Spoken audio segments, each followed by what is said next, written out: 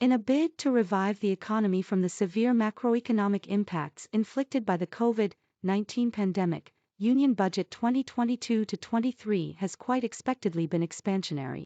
The high budgeted deficit for FY23, despite better-than-expected revenue receipts, suggests that the government has prioritized the urgent imperative of boosting growth over fiscal consolidation. The budget lays down several action points envisaging higher growth, with particular emphasis on capital expenditures to boost domestic employment and income. Nevertheless, it has largely failed to focus on foreign trade, a critical engine of economic growth. Barring the announcement to reform the 16-year-old Special Economic Zone Act, there is very little to cheer about in the budget concerning external trade.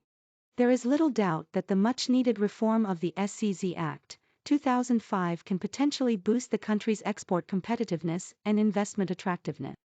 But the impact of such reform will only show results in the medium to long term. Focus on budgetary measures to boost foreign trade in the short term was imperative for several reasons.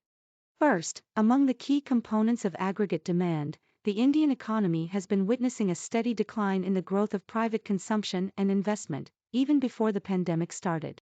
These components, which account for above 87% of total aggregate demand, witnessed the sharpest fall during the pandemic period.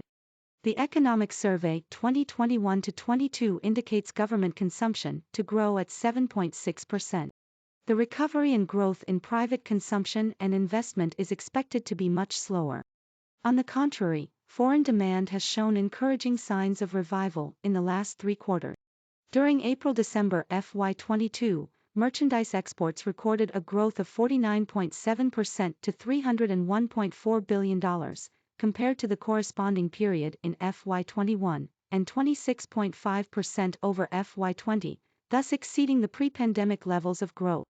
With clear indications of a suboptimal recovery in private consumption and investment, a major impetus is necessary to further boost net exports as a critical engine of growth at this juncture. The budget missed an opportunity to do so. Second, more than 2/5 of India's exports are still accounted for by only 7 nations. After India walked out of the 16-nation Regional Comprehensive Economic Partnership trade deal in 2019, formulating a conducive foreign trade policy to boost exports has become even more critical. Free trade agreements with countries like Australia, the European Union, the UAE, Canada, etc., will not only provide a fillip to our economic interests but also promote our geopolitical objectives.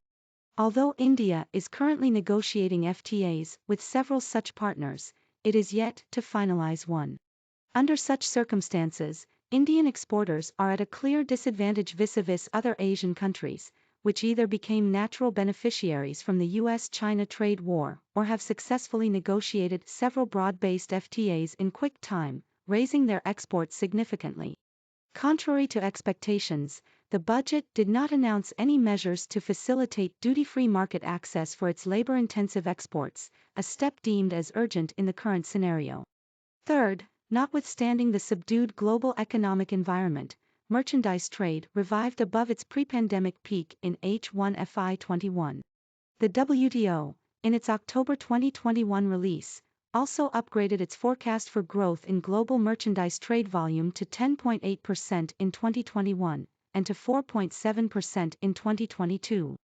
To effectively leverage the emerging opportunities, the budget should have addressed the downside risks that Indian exporters continue to face in an uncertain global environment. For example, container freight rates have witnessed a marked increase, from $1,290 in November 2019 to $9,800 in January 2022.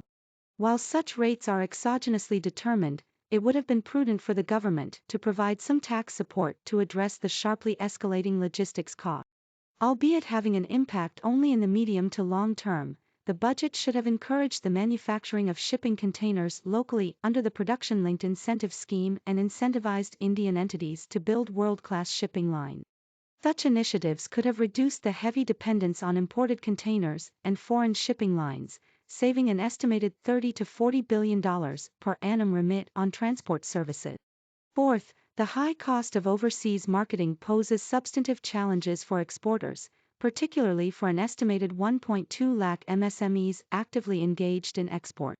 The support provided under the Market Access Initiative of the Ministry of Commerce is a meager 300 Indian rupees crore that can cover export marketing initiatives of only 5,000 MSME.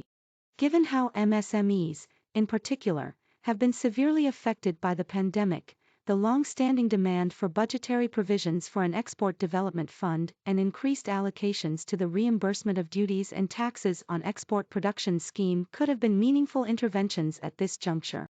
To achieve the ambitious target of becoming a $5 trillion economy, India's FTP must be geared up to achieve $1 trillion export. Raising exports would however mean that the country's attitude towards free trade needs to change from the current protectionist stance.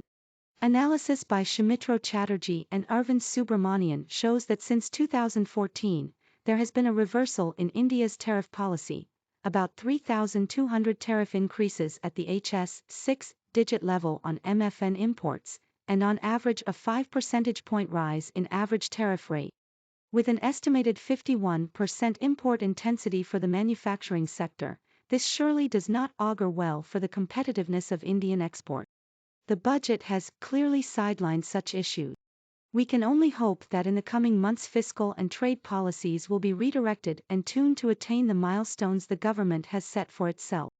Nandi is Assistant Professor, IIM Ranchi, and Sir is Assistant Professor, Jindal Global Law School, OP Jindal Global University.